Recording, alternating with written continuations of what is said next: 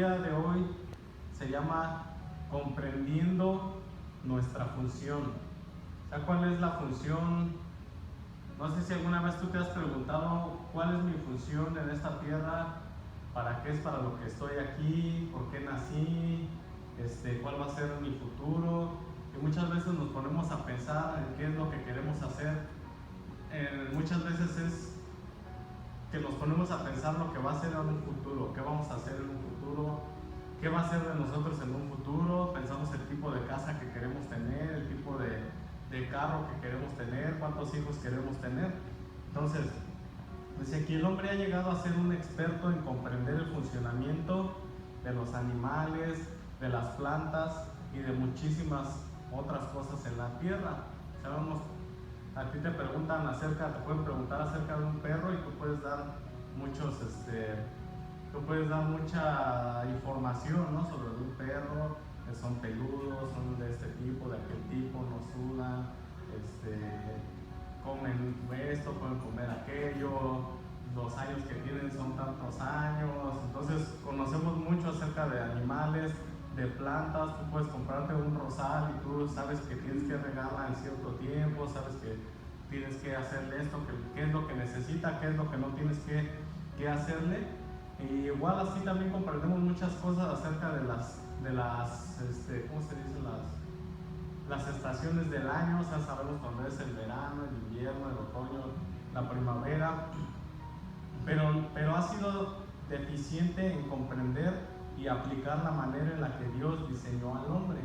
Eso es donde nosotros siempre estamos batallando. Podemos ser unos expertos en entender el funcionamiento de muchas cosas. Aún hasta tú compras un nuevo aparato electrónico y a veces hasta ya de la nada conoces sus funciones, ¿verdad? Solamente con ver, o a veces empiezas a investigar más, ves videos en YouTube, ¿cómo puedo sacarle el máximo a mi iPad, a mi iPhone? ¿Cómo puedo sacarle el máximo a mi computadora? O te compras un carro nuevo y empiezas a leer el instructivo y empiezas a volverte un experto en las cosas que tú estás utilizando o en las cosas que tú tienes. Entonces somos expertos en eso, digamos, como a los que les gusta maquillarse, pues con el tiempo se vuelven expertos en eso, ¿verdad? En maquillarse.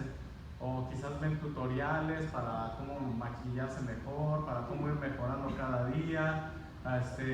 Digamos, si tú la clase, si eres mecánico o estás aprendiendo a ser mecánico, ves tutoriales de cómo hacer mecánica, de cómo cambiarle una pieza a un carro. Entonces nosotros empezamos a hacernos expertos en muchas cosas, pero el problema es que no somos expertos en cómo utilizar nuestra propia vida. No somos expertos en cuál es o cómo es el funcionamiento verdaderamente de la vida. Y entonces caemos nosotros a creer que el funcionamiento de esta vida es solamente el nacer, crecer, trabajar, casarnos, tener hijos, o sea, como nos enseña la ciencia, ¿no?, que es el nacer, crecer, reproducirse y morir.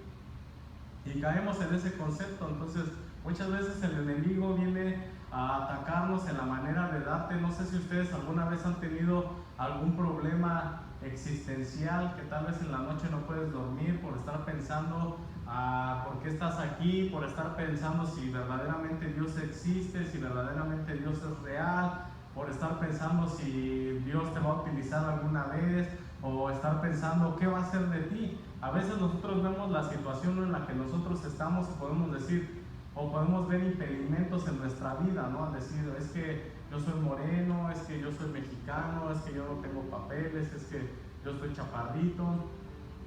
O sea, es como Juan, que dice que él es 5'3". Pero yo sí se la creo eso que dice que es bien bueno para los deportes, porque yo he visto sus trofeos, he visto todo lo que él ha ganado, que ha sido, o sea, él no ha dejado que su estatura le impida, o sea, y sí juega básquetbol, aunque lo ven chaparrito y juega bien el básquetbol, juega bien el fútbol. Lo único que sí no puede decir que a todos les puede ganar es en FIFA, ¿no? Porque ahí sí yo le he dado unas palizas ahí en FIFA. Entonces, si tú te propones a hacer las cosas, las vas a lograr. Pero muchas veces nosotros, por no entender el funcionamiento de la vida, por no entender el funcionamiento o cuál es nuestra función, entonces muchas veces estamos detenidos Y no crecemos espiritualmente, no crecemos tampoco mentalmente, porque dejamos que hayan barreras en nuestra mente, o que hayan barreras en nuestro corazón que nos impiden a nosotros el seguir adelante. En mi caso, yo por mucho tiempo tuve una barrera de que me decían: es que tú eres divorciado y no te puedes volver a casar, es que, o que yo, digamos, le hablaba a una muchacha y me decía: es que tú ya tienes una hija, es que tú ya fuiste casado, es que entonces siempre había un rechazo. Igual en lo ministerial: no, es que tú tienes que casarte para que entonces tu ministerio empiece a funcionar. Entonces siempre te ponen un pero, o tú te pones un pero para poder hacer las cosas o para poder avanzar. Pero cuando tú entiendes la función por la cual tú estás aquí en la tierra, entonces solamente te enfocas tú a ver eso, a dirigirte solamente en eso, y no dejas que nada ni nadie te detenga. Porque si tú luchas por alcanzar ese funcionamiento, si tú de repente dices: es que yo quiero llegar a ser pastor, yo quiero llegar a ser evangelista, yo quiero que Dios me utilice en esto, me utilice en aquello, Dios te va a utilizar. Si tú dices: yo quiero ser un gran atleta, yo quiero ser un gran mecánico, yo quiero ser actor de cine, quiero ser director de cine, quiero ser un astronauta, quiero ser piloto de avión, quiero ser un soldado, un general del ejército, quiero manejar aviones de guerra o qué sé yo. Todo lo que tú te propongas lo puedes lograr, pero es que nosotros tenemos que perseverar en eso. Porque cuando nosotros morimos a nuestro sueño porque pensamos que no tenemos lo que se necesita para poder alcanzar ese sueño, entonces ya no lo logramos. Y después vas a tener la edad que tengo yo, queriendo haber sido un piloto, ¿no?, de la Fuerza Aérea Mexicana. Ese siempre había sido mi sueño. Yo decía siempre: yo voy a ser piloto de la Fuerza Aérea Mexicana, y yo voy a ser piloto, hasta que me vine para acá y todo cambió y me vi con limitaciones y como que ya no le puse yo empeño. Pero si tú te enfocas en lo que tú quieres hacer, lo vas a lograr. Entonces hemos sido diseñados para la eternidad. Cuando Dios creó a los seres humanos, su plan y diseño fue para siempre. Lo diseñó para que compartieran su conocimiento y sabiduría, y para que comprendieran sus mandamientos y propósitos.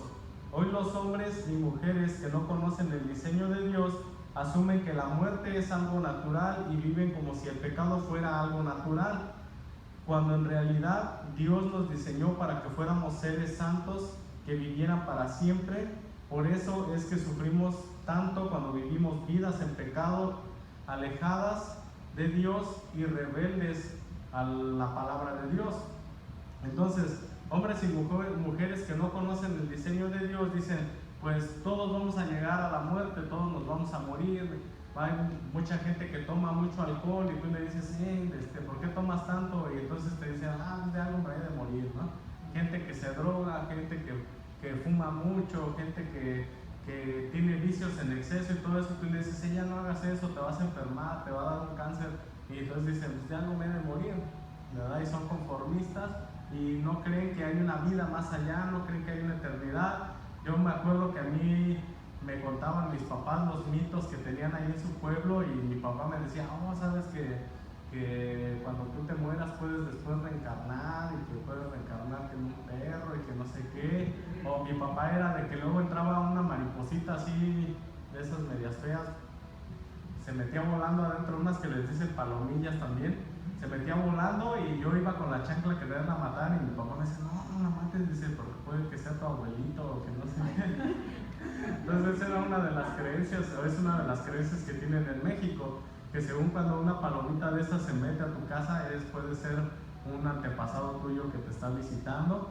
Entonces la gente vive pensando que te mueres y vuelves a renacer. O a veces en Facebook se ve cuando no sé si han llegado a ver que de repente dice: hazle clic aquí para que veas qué persona fuiste en el pasado, o qué artista fuiste en el pasado, y no sé qué. Entonces ahí luego le ponen ahí que fue quién sabe quién hace 100, 200 años.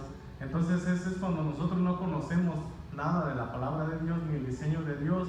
Entonces vivimos siempre pensando que eso de la muerte es algo normal, y entonces vivimos nosotros una vida de pecados sin nosotros tomar la decisión de cambiar, tomar la decisión de ser santos delante de Dios y no nos importa nada, porque creemos que la vida solo se acaba cuando nosotros morimos, pero Dios nos diseñó para ser seres eternos. Nosotros somos seres eternos. Tal vez nuestro cuerpo va a ser destruido, pero después de este cuerpo que tenemos nos va a ser dado un nuevo cuerpo. Para la gente que va a estar con el Señor, va a ser un nuevo cuerpo glorificado que va a soportar la presencia de Dios. Para los que van a ser arrojados al lago de fuego, les va a ser dado un cuerpo diseñado para poder estar ahí sin quemarse, pero sintiendo todo ese dolor. Entonces tenemos nosotros que tener siempre esto bien en claro, o sea que hay una eternidad, y qué es lo que nosotros estamos haciendo aquí en la tierra que pueda definir, qué es lo que va a definir dónde nosotros vamos a estar. Mucha gente también dice, es que yo soy bueno, no necesito de Dios, yo soy bueno, no le hago mal a nadie, no ofendo a nadie, no le debo nada a nadie, ayudo a los pobres, hago esto, hago aquello. Entonces mucha gente piensa que porque hace buenas obras entonces ya se tiene ganado el cielo, pero eso no es verdad, porque tenemos que tener la fe en Dios, tenemos que creer también en Dios para poder nosotros tener acceso entonces a eso. Vamos a leer en Génesis capítulo 1, Génesis capítulo 1, versículo 26.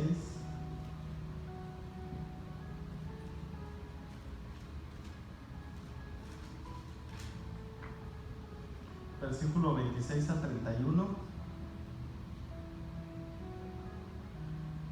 Dice así: entonces dijo Dios, hagamos al hombre a nuestra imagen, conforme a nuestra semejanza, y señoree en los peces del mar, en las aves de los cielos, en las bestias, en toda la tierra y en todo animal que se arrastra sobre la tierra. Y creó Dios al hombre a su imagen, a imagen de Dios lo creó, varón y hembra los creó, y los bendijo Dios, y les dijo: fructificad y multiplicaos, llenad la tierra y sojuzgadla, y señorear en los peces del mar, en las aves de los cielos y en todas las bestias que se mueven sobre la tierra. Y dijo Dios: he aquí que os he dado toda planta que da semilla, que está sobre toda la tierra, y todo árbol en que hay fruto y que da semilla os será para comer, y a toda bestia de la tierra y a todas las aves de los cielos y a todo lo que se arrastra sobre la tierra en que haya vida, toda planta verde les será para comer. Y fue así. Y vio Dios todo lo que había hecho, y aquí que era bueno en gran manera. Y fue la tarde y la mañana, el día sexto. O sea, aquí vemos que nosotros tenemos nuestro cuerpo terrenal, tenemos necesidad de los alimentos. O sea, como aquí Dios dice que Él nos creó a su imagen, a su semejanza, pero también puso una necesidad de que nuestro cuerpo tenía que alimentarse, tenía que recibir los nutrientes necesarios para que nuestro cuerpo pueda desarrollarse, para que podamos estar saludables. Pero hay muchas veces que solamente nos preocupamos en eso, pero no nos preocupamos en el área de que también tenemos nosotros que alimentar nuestra alma, de que también nuestro espíritu tiene que ser alimentado para que nosotros podamos estar saludables, no solamente en lo exterior, sino también en lo interior. Ese es el plan de Dios, pero vemos más adelante que el hombre cayó en desobediencia, cayó en rebeldía. Entonces la rebeldía, la desobediencia, es lo que nos va a alejar a nosotros del verdadero propósito que Dios tiene para nosotros, de nuestra verdadera función. Así como Adán y Eva, que su propósito, su función era que ellos gobernaran sobre toda la tierra, que ellos señorearan sobre todos los animales, sobre todas las aves, sobre todo lo que estaba en este mundo. Entonces ellos perdieron su función cuando vino el pecado sobre la tierra por causa de ellos, ¿no? Sobre de toda la humanidad, toda la descendencia. Entonces la desobediencia de Adán trajo la separación entre Dios y el hombre. Romanos 6:23 dice: porque la paga del pecado es muerte, mas la dádiva de Dios es vida eterna en Cristo Jesús, Señor nuestro. Entonces siempre de que nosotros vaya a haber pecado, siempre va a haber muerte. ¿Muerte en qué aspecto? Hay muchos predicadores que siempre lo relacionan esto con que va a haber muerte física. O sea, es obvio que por el pecado que vino por medio de Adán, pues fue que entonces nosotros íbamos a morir, íbamos a vivir ciertos años y íbamos a morir.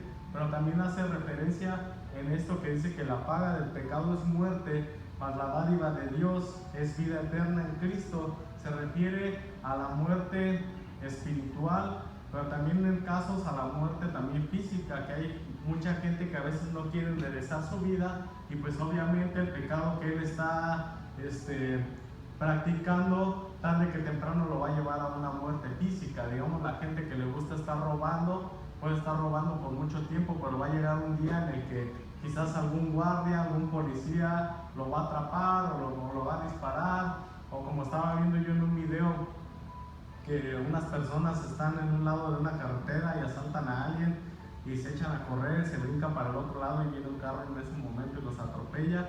Entonces, pues ellos nunca saben cuándo, ahora sí que van a morir. Entonces ese pecado, si ellos no hicieran el mal, podrían tener más tiempo de vida, ¿no? Lo mismo lo vemos con alguien que sea narcotraficante o cualquier tipo de delincuente, tarde que temprano pueden arrebatarle su vida, o sea, está exponiendo su vida a que se termine más temprano de lo que estaba programado o del funcionamiento que él tenía que tener verdaderamente.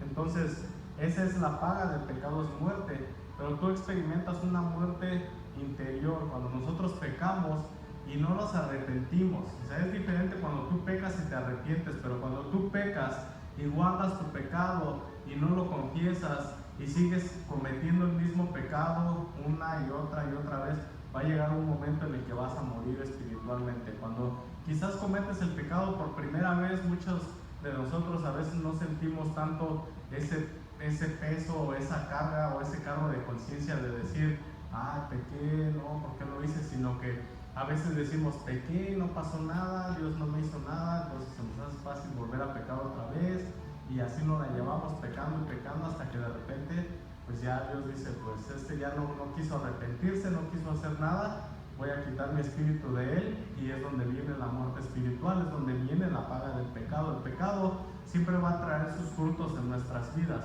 Nunca vamos a poder nosotros estar exentos de recibir un castigo o de recibir algo a cambio de nuestro pecado.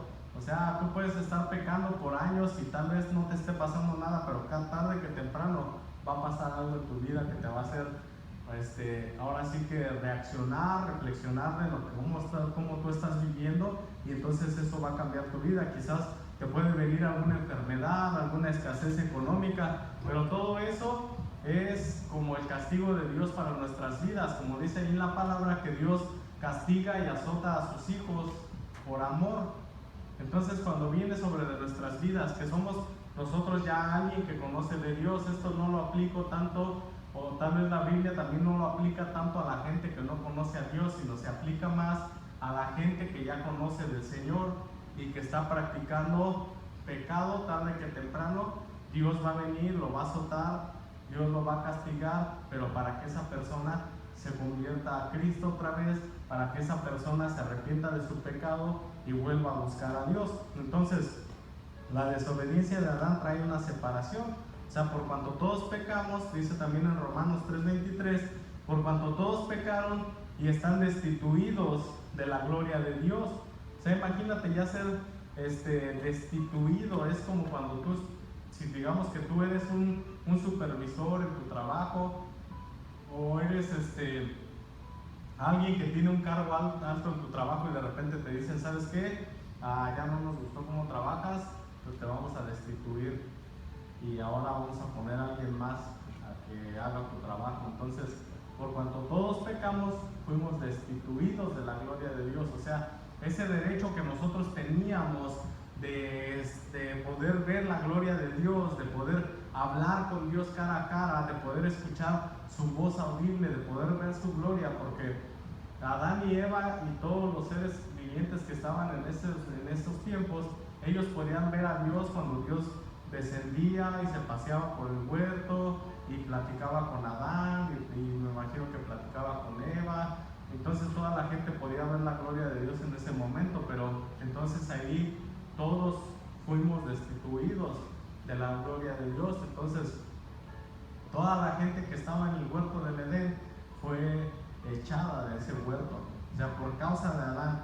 O sea que fue Adán, su esposa y todos sus hijos y toda la gente que estaba ahí, por culpa de ellos fueron arrojados fuera. Ahora muchos piensan que nada más estaba Adán y Eva. O sea, como a veces nos enseñan que nada más era Adán y Eva los que aventaron, pero o sea, la palabra nos enseña que Eva dice que fue la madre de todos los vivientes. Entonces, si ya tenían muchos años ellos en el huerto del Edén, entonces por lógica ya tenían hijos. Entonces ahí fue donde todos fuimos, por eso dice que todos fuimos destituidos, por cuanto todos pecaron, todos hemos sido destituidos de la gloria de Dios. Entonces, nuestro cuerpo, biológicamente hablando, en sí no es tanto que necesita de Dios para sustentarse, o sea, el cuerpo, lo físico, ¿verdad? Porque ¿qué es lo que nuestro cuerpo necesita para sustentarse? Pues son los alimentos, ¿verdad? Estar desayunando, comiendo, cenando, o al revés, o como ustedes quieran, pero físicamente tal vez no necesita a Dios para sustentarse, pero sí necesita a Dios para vivir, porque necesitamos el soplo de vida, el aliento de vida que Dios da para nosotros. Entonces, nuestro cuerpo necesita los productos del suelo para mantenerse, pero más allá de esto, en nuestro corazón hay un lugar especial que solo puede ser llenado por Dios. O sea, tú puedes tener todas las cosas, las mejores comidas, puedes estarle dando a tu cuerpo lo mejor, pero siempre va a haber en nosotros un vacío enorme que nada puede llenar, sino solamente lo puede llenar el Señor.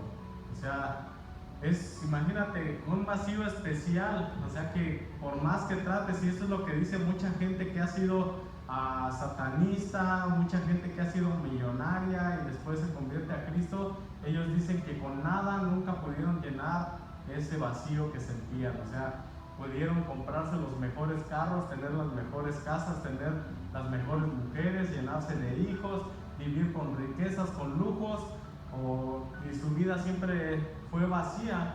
Entonces muchas veces siempre buscamos nosotros algo que llene ese vacío. Mucha gente que vive en ese vacío, que vive en tristeza, que vive en soledad, a veces se refugia en las drogas, o hay gente que se refugia en hacer otra cosa, en el alcohol, o hay gente que se refugia en las mujeres, o mujeres que se refugian en los hombres, pero siempre estamos buscando algo que llene ese vacío que está en nuestro corazón, pero es hasta que llegamos al conocimiento de Dios y entonces ahí nos damos cuenta de que ese vacío solamente Dios es el que lo puede llenar. Entonces, ¿qué puede llenar ese vacío en nuestro corazón? Pues solamente el que nosotros tengamos comunión con Dios, porque cuando nosotros tenemos la comunión con Dios, entonces dice que Él viene en nosotros, mora en nosotros. Dice ahí en la palabra que Él está a la puerta y toca, y si tú le abres, dice que Él entrará y cenará con nosotros y nosotros con Él, y muchas cosas que Él en la palabra también que habla que seremos uno con Él. O sea, que Él estará en nuestro corazón, que Él estará siempre en nuestra vida, y eso tú lo puedes ver. Tu vida es transformada cuando tú verdaderamente decides buscar a Dios sin importar la situación por la que tú estés pasando, sin importar cómo tú te encuentres, sin importar nada. Dios siempre va a estar dispuesto para llenar ese vacío en tu corazón, para darte esa identidad, para que tú puedas entender cuál es tu función en esta tierra. Entonces, debemos de entender el plan de redención de Dios. El Dios que te diseñó para la vida eterna aún desea tener contigo la comunión que Él originalmente quiso tener. O sea, Dios envió a Jesús al mundo para que arrancara de raíz el problema del pecado y así la eternidad volviera a pertenecernos. O sea, nosotros ya teníamos la eternidad. Adán, Eva, ellos ya iban a vivir eternamente, pero les fue arrebatada la eternidad por causa del pecado. Entonces, por todo ese pecado, entonces Dios envió a Jesús para que Jesús resolviera ese problema del pecado de Adán. Dice una parte en la palabra que así como el pecado entró a la tierra por un hombre, así también por un hombre iba a ser quitado. O sea que así como por Adán entró el pecado, por Jesús, que fue un solo hombre, fue quitado el pecado, para que entonces nosotros pudiéramos estar cerca de Él y Él pudiera volvernos a dar a nosotros la vida eterna. Entonces es cuestión de que nuestro espíritu empiece a vivir nuevamente.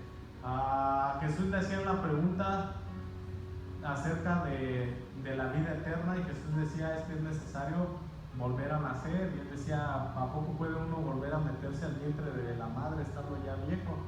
Imagínate cómo estaría tu mamá, ¿no? Si te volvieras a meter al vientre, una panzota, ¿no? De unos no, que están muy flacos que yo creo que se les mataría. Pero, o sea, bueno, ¿qué pregunta le hacía, no? Es como las preguntas que les decía la otra vez que hacemos a veces, las preguntas tontas, ¿no? De que, oye, llegaste, ya comiste, ya te vas, ya llegaste a trabajar, o ya llegaste de trabajar. Entonces le hacían esa pregunta de si era posible que pudiera alguien estando ya viejo volver a entrar al vientre de la madre. Y dice Jesús, es necesario que nazca del espíritu y de agua. Entonces Jesús está hablando acerca de un nacimiento del espíritu, porque nosotros por el pecado estábamos muertos, como quien dice, nacimos vivos en la carne pero muertos en el espíritu. Entonces por eso dice que es necesario que nosotros volvamos a nacer otra vez, a nacer en nuestro espíritu, que nuestro espíritu empiece a vivir, que nuestro espíritu empiece a conectarse con el Señor, para que entonces podamos nosotros recibir otra vez la eternidad de la cual Dios había tenido un plan. O sea, en el corazón de Dios, Él por eso dice, hagamos al hombre a nuestra imagen, a nuestra semejanza. O sea, a imagen de ellos, a cómo era su comportamiento de ellos, semejanza de ellos, que tenían comunión entre ellos, el Padre con el Hijo, el Espíritu Santo y todos los ángeles, y todos tenían comunión y podían ver a Dios. Entonces así igual el plan de Dios fue que nosotros como humanos pudiéramos igual ver su gloria, verlo a Él, tener comunión con Él, pero el pecado vino a separarnos de eso, porque Dios es santo y Él no puede ahora sí que tolerar el pecado. Entonces para acercarnos a Dios no podíamos porque estaba el pecado. Entonces es por eso que Jesús vino a morir. Dice, Jesús vino para sacarte de una vida centrada en los propios intereses y deseos, para conducirte a una vida centrada en Dios. Vino para redimirte y para liberar tu potencial, conectando tu espíritu con el Espíritu de Dios. La palabra redimió significa comprado nuevamente o salvado de una deuda. O sea, ¿qué significa la redención o el redimir? El redimir es que tú reclames quizás algo que digamos que redimir puede ser que yo tenía o mi papá tenía unas tierras y mi papá se murió y yo estaba lejos y yo no supe y alguien más llegó y se adueñó de esas tierras. Entonces de pronto yo llego y me doy cuenta que mi papá dejó tierras y yo voy y las reclamo y yo digo, yo quiero redimir estas tierras porque eran de mi padre y ahora son mías. Entonces son quitadas de la persona que estaba viviendo ahí y me son devueltas a mí. Digamos que un esclavo está en una posesión y yo llego y le digo, quiero comprar a este esclavo, pero no es solamente comprarlo para que él ahora sea mi esclavo, porque entonces sigue siendo esclavo y no importa que lo hayas comprado, sino redimir es decir, yo pago por este esclavo para que sea libre, para que ya no sea más esclavo. Entonces es lo que Jesús vino a hacer. Nosotros éramos esclavos del pecado, o nosotros muchas veces somos esclavos de algo, o en ocasiones alguien más está señoreando de nosotros cuando no debería de serlo, porque no conocemos nosotros ahora sí que el propósito de nuestra vida, no tenemos una identidad muchas veces con el Señor, no entendemos la función de por qué estamos aquí, pero Jesús vino a morir, vino a pagar la deuda, vino a redimirnos, vino a salvarnos, para entonces darnos un propósito por el cual nosotros podamos vivir. Entonces cuando Jesús te salvó del pecado y de la muerte, Él reavivó tu potencial espiritual. Él reconectó tu ser con la verdadera fuente de vida y sabiduría, con el Dios creador. Aunque Cristo te redimió de la muerte, tu cuerpo hoy todavía no ha sido completamente redimido. Aunque hoy podemos tener sanidad en su nombre, aún nuestros cuerpos son cuerpos corruptibles, son cuerpos que se van a deteriorar, son cuerpos que se van a morir. O sea, no quiere decir que porque ya tuvimos la vida eterna, entonces nuestro cuerpo no va a morir, sino que esta vida eterna es espiritual. Nuestro cuerpo va a llegar al momento en el que va a morir, porque pues por causa del pecado también fuimos dados estos cuerpos corruptibles que van a terminar ahora sí que siendo comidos por los gusanos, ¿no? Era como, yo tenía un tío que ese tío estaba bien flaco, casi mis huesos. Entonces llegó mi tía y ahí en el ataúd le aventó 2 kilos de carne y pues le preguntaron, hey, ¿por qué hiciste eso? Dice, no, pues es que pobrecitos gusanos se van a morir de hambre. Ríanse del Ok, bueno, volviendo al tema, ¿verdad? O sea, nuestro cuerpo, tarde que temprano, va a morir, se lo van a comer los gusanos. Con algunos sí se van a llenar mucho, con algunos otros no tanto, ¿verdad? Entonces, aunque Cristo nos redimió de la muerte, pues el cuerpo va a padecer muerte todavía, ¿no? Vamos a leer en Corintios 15, Primera de Corintios capítulo 15, versículo 20 al 23. Versículo 20 al 23.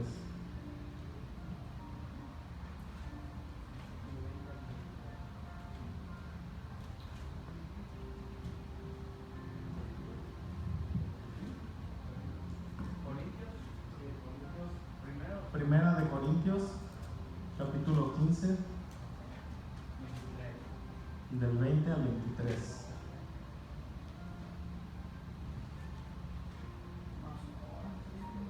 Dice, mas ahora Cristo ha resucitado de los muertos, primicias de los que durmieron es hecho, porque por cuanto la muerte entró por un hombre, también por un hombre la resurrección de los muertos, porque así como en Adán todos mueren, también en Cristo todos serán vivificados, pero cada uno en su debido orden.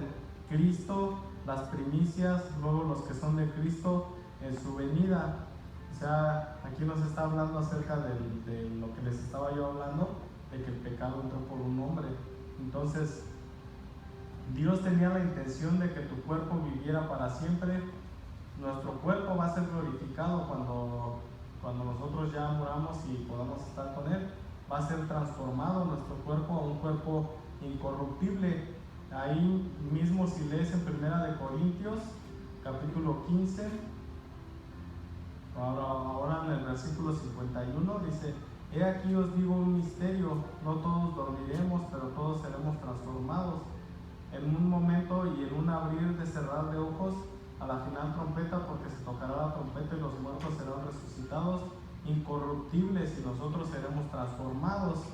Entonces, aún con este cuerpo que se corrompe, tenemos que comprender que Dios quiere que comencemos a liberar nuestro potencial con el físico que tenemos ahora. O sea, a pesar de que nosotros entendemos que nuestro cuerpo va a ir envejeciendo y va envejeciendo y con el pasar de los años van sintiéndose los años, y eso yo se los puedo dar como un testimonio, ¿verdad? Ya no soy lo mismo que era hace 10 años, ya ahora ya de repente me levanto con dolor de espalda, o de repente me duele aquí, me duele allá. Entonces el cuerpo se va deteriorando, pero Dios quiere que mientras que nosotros tengamos fuerza, y más como ustedes como jóvenes que tienen fuerza de la juventud, empiecen a utilizarla por los propósitos de Dios, para poder ahora sí que alcanzar un funcionamiento. Imagínate que uses tus pies para ir a predicarle el evangelio a alguien más, para ir a invitarle a alguien más, que uses tu boca para poder llamarle a alguien, que uses tus dedos aún ahí por Facebook para poder invitar a alguien a que se acerque al Señor, a que conozca del Señor. Entonces, el enemigo siempre va a querer a querer robar aquello por lo que Dios nos salvó. O sea, la palabra nos dice también que el ladrón no viene sino a robar, matar y destruir, que es lo que Satanás quiere hacer con nosotros. O sea, él siempre va a querer venir a quitar de nosotros la semilla que Dios pone cuando nosotros nos convertimos a Dios. Entonces Dios nos pone un propósito en el corazón, y entonces Dios te vuelve a reactivar, y Dios despierta tu espíritu, y Dios te empieza a poner en ti quizás el deseo de buscarle. No sé si te ha pasado que de repente conociste a Dios por primera vez y sentiste dentro de ti un fuego enorme, que tú querías hablarle a todo el mundo de Cristo y a todos tus amigos, y de repente te fuiste apagando, hasta que llegaste al momento en el que te da miedo predicar, en el que te da miedo hablarle a alguien de Cristo, o que quizás cuando recién te convertiste Dios te tocó a un modo tal que no querías que pasara un día sin que tú leyeras tu Biblia, sin que tú oraras, sin que tú adoraras, y después poco a poquito se fue apagando y de repente ya nada más leíamos poquito, orábamos poquito, de repente ya un día orábamos, otro día no, un día leíamos, otro día no leíamos. Y cuando recién te convertiste a Cristo, o recién nos convertimos a Cristo, en nosotros ardía ese fuego de no, yo no quiero perderme ni un servicio, y anhelábamos estar en todas las reuniones de la iglesia y estar en todos los servicios para poder recibir de parte de Dios y poder darle nuestra alabanza. Y de repente nos fuimos apagando, y de repente ya decíamos, hoy estoy un poco cansado, hoy no voy, hoy no tengo ganas de ir, no iba a predicar tal, no voy, no, mejor me quedo aquí en la casa. Entonces es lo que el enemigo empieza a hacer cuando nosotros abrimos puertas a Satanás y nosotros le abrimos puertas al enemigo. Entonces él va a empezar a robar esas cosas que Dios ha puesto en tu corazón. Entonces cada uno de nosotros tenemos ese potencial para poder hacer cosas grandes para Dios, pero muchas veces cuando Dios pone ese potencial en nosotros, el enemigo siempre va a accionar a querer robarlo de ti, a querer quitarlo de tu corazón. Es como lo que nos habla el Señor cuando habla acerca del sembrador, que dice que el sembrador salió a sembrar y parte de la semilla cayó en el camino y vinieron las aves y se la llevaron. Y entonces muchas veces así Dios pone en nosotros sueños, pone en nosotros anhelos, pero viene Satanás y le ocurre una u otra cosa, o entramos en situaciones de dificultad y empezamos a perder ese anhelo, ese fuego que Dios había puesto en nuestras vidas o en nuestros corazones. De repente empezamos a servir a Dios y vemos que de repente tienen problemas nuestros padres, o está pasando nuestra familia por una situación muy difícil y nos desanimamos y decimos, bueno, pues ¿qué está pasando? Se supone que si yo me acerqué a Dios, entonces Dios tiene que cambiar toda la situación de un día para otro, pero no es así, sino que Dios pone en nuestro corazón un anhelo, un deseo ferviente de servirle, y está en nosotros que ese fuego se mantenga. Dios nunca va a mantenerle el fuego a una persona, porque está en nosotros. Dios es el que enciende el fuego y está en nosotros que nosotros lo mantengamos encendido. Hay una parte en la Biblia cuando Dios le revela a Moisés cómo iban a hacer el arca de Dios. El arca de Dios era como una tienda grande, y tenían un arca. Un arca es como esta, se puede decir que esto es un arca, nada más que tenía unos tubos a los lados por donde la cargaban, era más grande, y adentro estaban las tablas con los mandamientos y estaba una porción del maná. Entonces cuando Dios les estaba dando las indicaciones de cómo construir el arca y cómo construir todo alrededor del arca y todo lo que tenían que hacer, cómo tenían que hacer los sacrificios, entonces Él habla acerca de un fuego. Él dice, día y noche tienen que mantener el fuego encendido, que no se apague.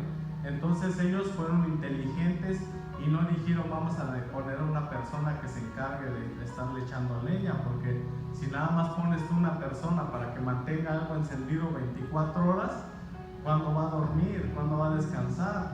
O se va a quedar dormido y se le va a apagar el fuego, o tantito que se distraiga se le va a apagar. Pero ellos tenían mucha gente que estaba solamente dedicada a eso, a estar poniendo leña en el fuego y mantener ese fuego encendido. Entonces eso es lo que Dios quiere en nosotros, que nosotros mantengamos el fuego encendido de su altar. Ese fuego que Dios les dijo que mantenieran encendido era el fuego del altar, el fuego donde hacían los sacrificios, las ofrendas, quemaban el incienso de olor fragante para Él. Entonces así Dios quiere que en nosotros siempre esté un fuego encendido, que en nosotros siempre esté un altar en el que nosotros sacrifiquemos. Y esto lo hablo espiritualmente, no vayan a querer llegar a su casa y meter unas piedras y hacer en su cuarto una fogata ahí, ¿no? Vayan a querer ahí tener ahí su lumbrada dentro de su casa, sino que esto habla acerca de lo espiritual. O sea, Dios pone fuego dentro de nosotros que nosotros tenemos que mantener ardiendo, que entre más leña tú le eches, más se va a mantener. Entonces, ¿qué representa la leña? La presencia de Dios, representa el estar leyendo la palabra, representa el estar orando, el estar buscándole todos los días, constantemente, para que ese fuego se mantenga y entonces nosotros podamos entender cuál es nuestra función en él. Entonces Dios requiere que también en nosotros haya fe, que también en nosotros haya una fe de que Dios va a hacer algo con nosotros. El problema en estos tiempos que yo lo he notado es que mucha gente, muchos jóvenes están faltos de fe. O sea, no tenemos la fe, como les decía en el principio, a veces por la situación en la que vivimos, el estado en el que vivimos, por nuestro físico, por el trabajo, el tipo de trabajo que tenemos, por de dónde nosotros somos. Muchas veces eso limita a que nosotros tengamos fe o a que nosotros creamos en Dios. Entonces Dios quiere que nosotros tengamos esa fe de que sin importar dónde vivimos, cómo somos, de dónde somos, Dios nos va a utilizar igual que a todas las demás personas Él puede utilizar, porque Dios no hace acepción de personas. Dios no dice: yo voy a utilizar a este porque está robusto o fuerte, o a este no lo voy a utilizar porque está flaco, o a este sí porque está alto, a aquel no porque está chaparro. O sea, Dios no hace acepción de personas, sino que Dios lo que mira son los corazones. Si tú tienes un corazón dispuesto para servirle a Dios, y tú tienes un corazón que tú dices: yo quiero hacer algo para transformar esta juventud, yo quiero hacer algo para que sea un referente de cambio, un rompeaguas en mi congregación, entre los jóvenes, entonces Dios va a poner en tu corazón ese deseo y Dios va a poner ese fuego en ti, pero necesitas tener fe, porque muchas veces nosotros tenemos fe en otras cosas, pero no tenemos fe en Dios.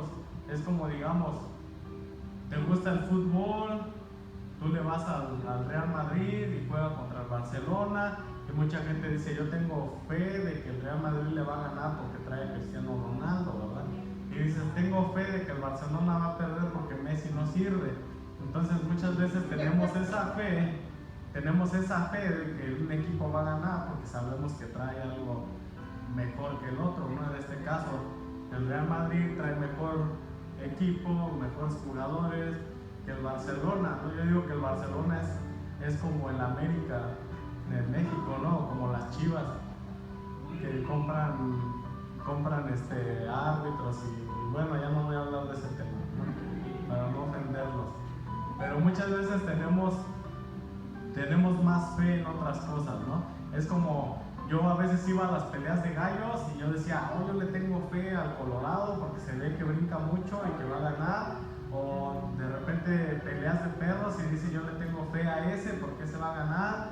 O en el box, ¿no? Que dice: yo le tengo fe a este porque este se ve que es más bueno. Entonces siempre pues, estamos poniendo nuestra fe en personas o en cosas o en animales. Imagínate poner nuestra fe en animales. Pero ¿qué es lo que hacemos cuando se trata o nos tocan el tema de creer en Dios o de tener fe en Dios o de que verdaderamente tú le creas a Dios lo que Dios habla a tu vida o lo que Dios quiere hacer con tu vida?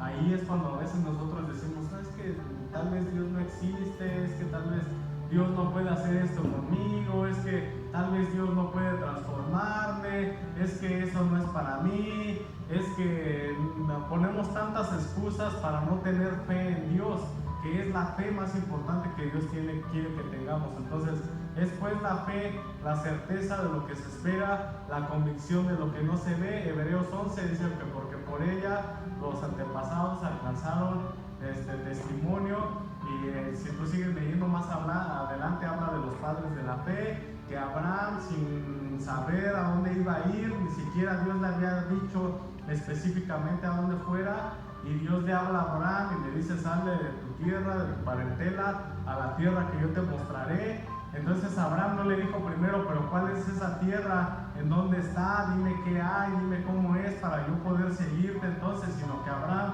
simplemente a ojos cerrados lo siguió y dijo, está bien, Señor, yo voy a seguirte. Y de repente pues Dios le dice, lo lleva a un lugar, él hace un altar y Dios le dice, toda esta tierra va a ser tuya, va a ser para tu descendencia.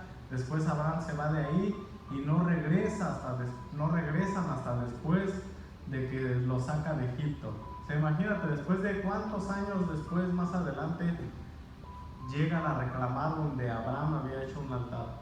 O sea, llegan a recoger esa tierra. Pero Abraham tenía la fe. Y aunque Abraham dice que él se veía viejo y sin hijo, entonces Abraham Abraham nunca dudó de que Dios iba a hacer con algo. Empezaba a sentirse triste porque pues no veía de repente que naciera el hijo y decía, pero ¿cuándo? Ya van 2, 3 años y no pasa nada, ya van 2, 3 años y mi esposa no se embaraza, hasta que de repente dice que Dios lo saca fuera de la tienda y le dice, mira las estrellas así como son, si las puedes contar, así va a ser tu descendencia. Y Abraham se reanimaba otra vez y seguía su fe firme, seguía su fe fuerte, y luego otra vez como que se entristecía, se desanimaba y Dios lo volvía a sacar en la noche, lo llevaba al mar y le decía, mira, puedes contar la arena del mar. No, pues es imposible, así va a ser tu descendencia. Entonces lo que Dios quiere en nosotros es que nosotros tomemos el primer paso. A veces tú dices, ¿cuál es mi funcionamiento? Y Dios te dice, sígueme, pero decimos, es que quiero yo conocer primero qué voy a hacer. O sea, dime primero qué es lo que me vas a dar, qué casa voy a tener, cómo va a ser mi esposa, cómo van a ser mis hijos. Dime primero si voy a ser pastor, o si voy a hacer esto, si voy a hacer aquello, y entonces sí te sigo. Pero Dios dice, nada más sal de tu casa, de tu tierra, de tu parentela y sígueme a la tierra que yo te voy a mostrar, a las cosas que yo te voy a mostrar. O sea, Dios te dice, tú deja todo lo del mundo, deja todos los deseos carnales atrás y sígueme a lo que yo te voy a mostrar. Ya si en el camino de repente Dios te dice, vas a ser pastor, vas a ser un adorador, vas a ser profeta, vas a ser apóstol, y entonces Dios, con el caminar tuyo en Él empieza a revelar para qué es, para lo que Dios te quiere. Pero el funcionamiento empieza en nuestras vidas cuando nosotros nos decidimos a seguir a Dios, a tener nuestra fe en el Señor. Es cuando el funcionamiento de Dios empieza en nosotros, y ya más adelante entonces Dios empieza a revelar tus dones, tus talentos. Pero Dios quiere que nosotros estemos constantemente en funcionamiento, funcionando en el aspecto de que estás leyendo tu Biblia, de que estás orando, de que estás hablándole a los demás, de que vengan a la iglesia, de que conozcan de Dios. ¿Cuántas gentes tú al día invitas a la iglesia? ¿O cuánta gente a la semana tú invitas a la iglesia?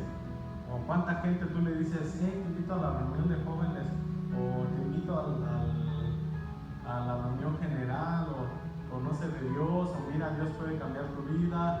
Entonces es lo que Dios quiere, que nosotros dejemos de estar enfocados en otras cosas y que nos enfoquemos en Él.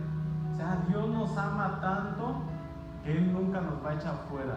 Dios nos ama tanto que Él nos va a utilizar. Aunque ustedes estén jóvenes, Dios los ama tanto que no quiere que estén sumergidos a veces en la depresión, o que estén sumergidos en la tristeza, o que estén sumergidos en qué Dios va a hacer conmigo, o que estén sumergidos en qué va a ser de mí, o mi familia se separó, o me dejé del novio, o la novia me dejó el novio. Y muchas veces estamos sumergidos en otras cosas que Dios no quiere que nosotros estemos enfocados en eso, sino solamente en servirle al Señor, sin dejarnos nosotros que nuestras emociones dicten nuestras acciones. Porque muchas veces, digamos, tú estás buscando de Dios y de repente te desanimas y dices, ando triste, ando deprimido, hoy no voy a orar, hoy no voy a leer, hoy no voy a ir a la iglesia, hoy no quiero saber nada de Dios.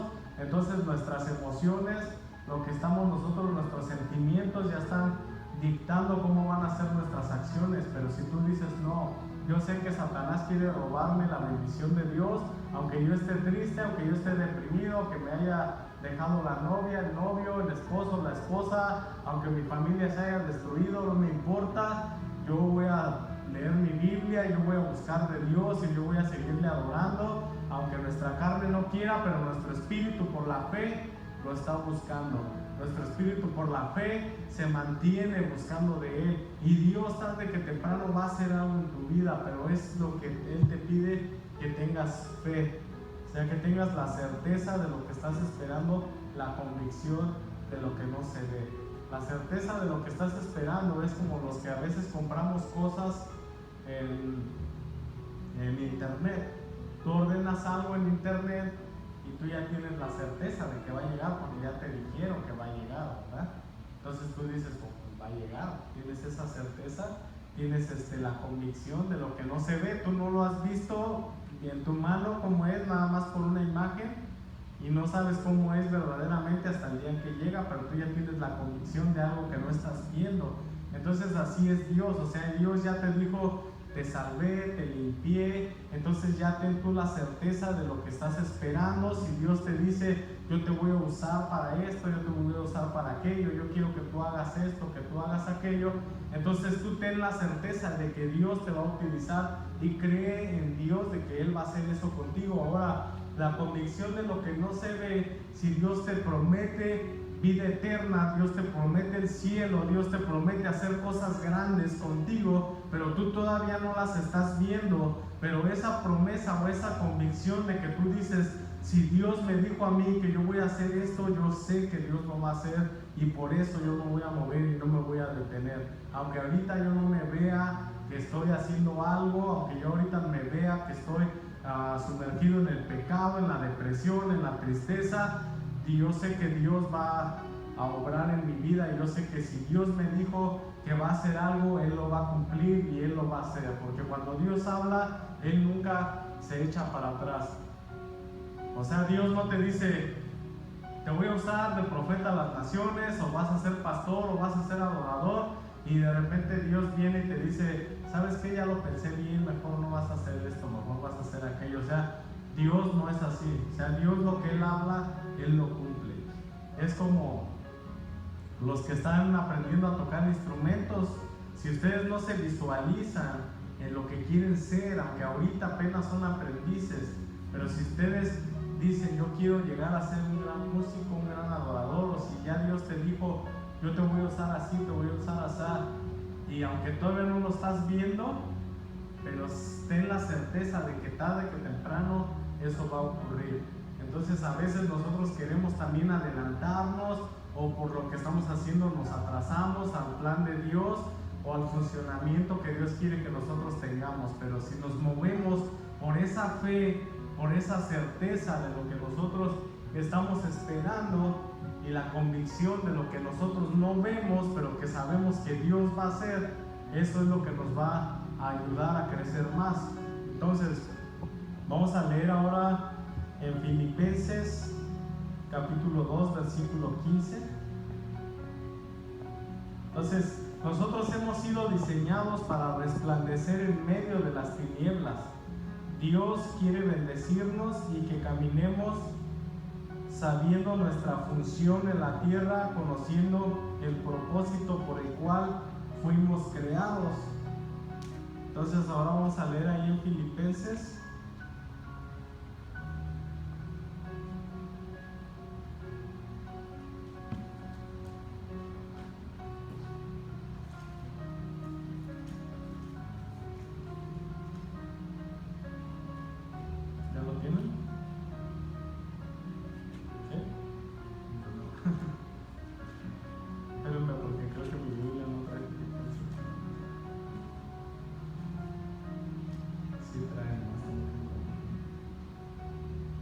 si alguien lo tiene, puede darle lectura.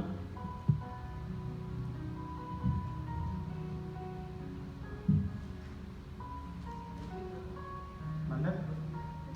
Filipenses capítulo 2, versículo 15.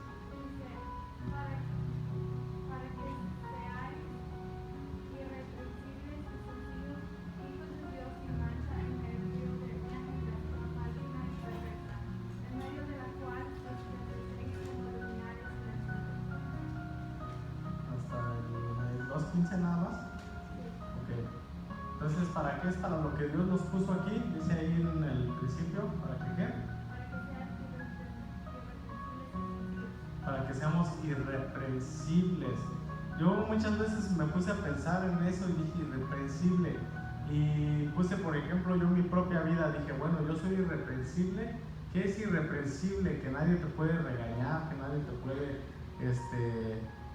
exhortar, que nadie te puede encontrar algo malo. O sea, no te puede regañar no porque seas intocable, sino que no te puede regañar porque no haya por qué cosa regañarte. O sea, aunque la gente no encuentra por qué cosa señalarte o acusarte, eso es para que nosotros seamos irreprensibles. Dice, ¿qué dice más adelante?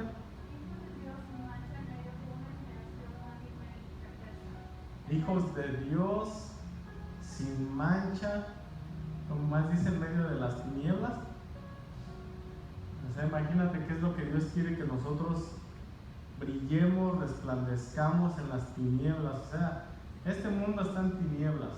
Todo donde quiera que tú veas está en tinieblas. Si tú miras Facebook, perfiles de Facebook, fotos en Facebook, tú te das cuenta de que todo está sumergido en tinieblas. O sea, de que ya este mundo está ya a su fin. O sea, ya está dando, ahora sí que las últimas, ya como quien dice, no más manotazos o pataditas de ahogado, ¿no? Porque ya está listo para que se termine. Entonces, se los voy a leer otra vez, que dice, para que seáis irreprensibles. O sea, ¿cuál es tu función en la tierra? Tu función es que seas irreprensible y sencillo.